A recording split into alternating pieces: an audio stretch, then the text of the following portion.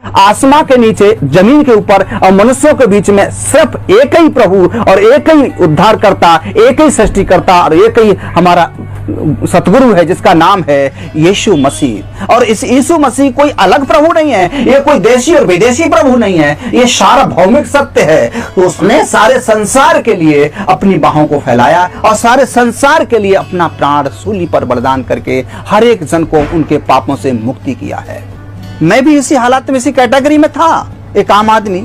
गांजा, शराब, जुआ, व्यभिचार, मेरी आंखों में गंदी सोच, सब कुछ था और मैं एक नाश हो रहा था।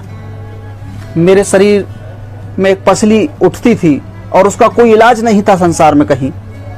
और मैं सुबह 4 बजे उठकर स्नान करके शंख फूंक देता था और सारे नियम और व्रत बड़े कायदे से करता था, लेकिन फिर भी मेरे लिए कहीं पर भी कोई राहत की नाम की चीज नहीं थी। अंततः क्या हुआ कि मैं एक दिन बहुत ही ज्यादा खून का दस्त शुरू हो गया और मैंने सोचा कि ऐसी दुनिया से क्या फायदा जीने से। मैं अपने आप में घुटन महसूस करने लगा और मैं कहने लगा कि अगर कोई दुनिया का कोई प्रभु है, एक सृष्टिकर्ता, कोई अल्लाह है, खुदा है, तो कितना बेदर्द हो गया है जो मैं ऐसी हालातों में हूं। आखिर मुझ में कमी क्या है, उस कमी को अवगत कराया जाए, या तो मेरी जान को मुझसे ले लिया जाए या मुझे शांति का दिया जाए। ऐसे करके मैं अपने आप में घुटन, आत्महत्या कर नहीं सकता, क्योंकि इस बात को मैं जागृति पा गया था कि एक आत्महत्या करना एक महापाप है। ऐसी हालातों में बड़ी मुश्किलों से मैं जब उठ के गया तो क्या देखा कि एक छोटा सा पर्चा मुझे मिला और वो पर्चा किसी व्यक्ति ने फेंक दिया था। उसमें एक नाम मिला था, यीशु नाम, और उसने कहा, उसमें लिखा था, हे सब परिश्रम करने वालों और बोझ से दबे लोगों, मेरे पास आओ, मैं तुम्हें विश्राम दूंगा।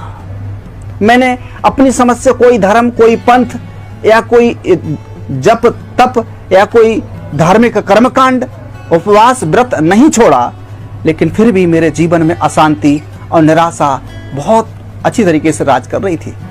मैंने उस किताब को, पर्चे को पढ़ा, हे सब परिश्रम करने वालों, बोझ से दबे लोगों, मेरे पास आओ, मैं तुम्हें विश्राम दूंगा। मार्ग और सच्चाई और जीवन मैं ही हूं। जो मुझ पर विश्वास करता है, जो काम मैंने किए हैं वो काम वो भी करेगा। मैंने बहुत सी इन बातों को पढ़ा, मैंने सोचा कि ये क्या बात है, और उसमें लिखा कि मार्ग और सच्चाई और जीवन मैं ही हूं। मैंने उस बात को पढ़ करके मैंने कहा कि चलो देखते हैं, सबको देखा है, चलो तुझे भी देखते हैं आखिर क्या है। तो उसमें लिखा है कि इसमें लिखी हुई प्रार्थना को आप अपने जीवन में पढ़ें और याद करें और उसको अनुसरण करें और आपको प्रभु आराम देगा, शांति देगा। मैंने उसको वहीं से आराम पढ़ा और वहीं से मेरे लिए शांति का मुझे अनुभव हुआ।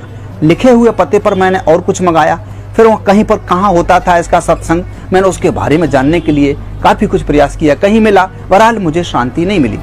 अंत में मैं बढ़ता चला गया तो प्रभु की आत्मा ने मुझे खुद ही प्रोग्रेस किया और बताया कि इस तरह से आपको आगे बढ़ना है। तो फिर मैंने इस तरह से प्रभु को 3 दिन का फास्टिंग उपवास व्रत रखा और रखने के बाद प्रभु ने मुझे अपने सामर्थ्य से, अपनी आत्मा से वो अलौकिक शक्ति और सामर्थ्य से भर दिया जो कि मैं कभी भी स्वप्न में भी नहीं सोचा था। तो ये चीजें देखी, वो रोग बीमारी मेरी चली गई, मेरे भव व्याधा चले गए केवल यीशु नाम से।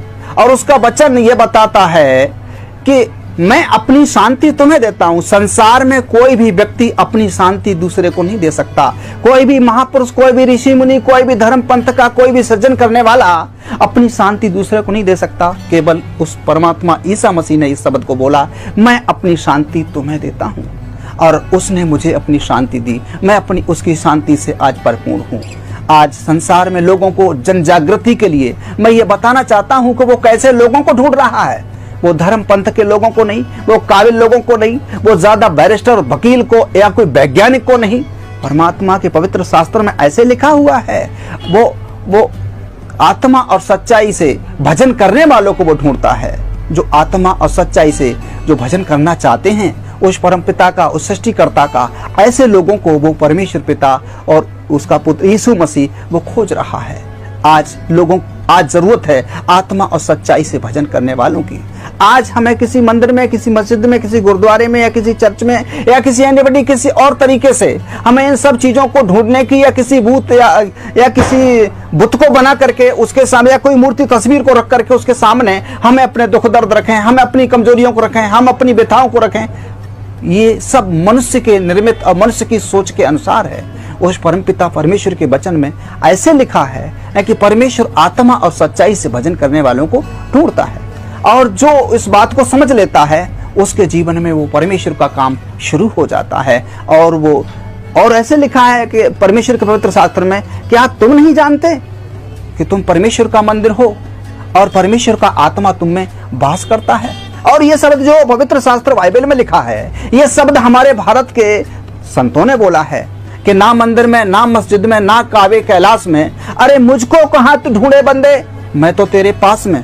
वो हमेशा हम में है, मुझ में है, लेकिन कभी भी हम लोग उसको ढूंढने का प्रयास नहीं करते, और करते भी हैं तो एक दूसरे के गुरु या महंत के द्वारा, एक नए नए योगा के माध्यम से, नए नई क्रियाओं के माध्यम से उसको हम अपनी ताकत से, अपनी बुद्धि से खोजने का प्रयास करते हैं। ये बिल्कुल नामुमकिन है, बिल्कुल असंवैधानिक है, ये ईश्वरीय विधान के अनुसार नहीं है। परमात्मा तो जगत के मूर्खों को बुला रहा है, जो न किसी काम के लायक है, दुनिया में लोगों ने उसको अलग कर दिया है, सारे संसार के लिए बुला रहा है। और वो कह रहा है, हे सब परिश्रम करने वाले बहुत से दबे लोगों, मेरे पास आओ, मैं तुम्हें विश्राम दूंगा। आज लोग नाश हो रहे हैं, आज लोग फांसी खा के मर रहे हैं, आज भूत व्याधा से जकड़े हुए लोग हैं, आज कैंसर से मर रहे हैं, हजारों बीमारियों से जकड़े हुए हैं, लेकिन परमेश्वर पिता की बाहें आज संसार के लिए फैली हुई हैं। वो बुला रहा है, वो कह रहा है कि मैं इसलिए आया हूं ताकि लोग नाश ना हो और जीवन पाएं, और बहुतायत से जीवन पाएं। लोगों, मैंने ये जीवन पाया है। मैं एक छोटा सा सत्संग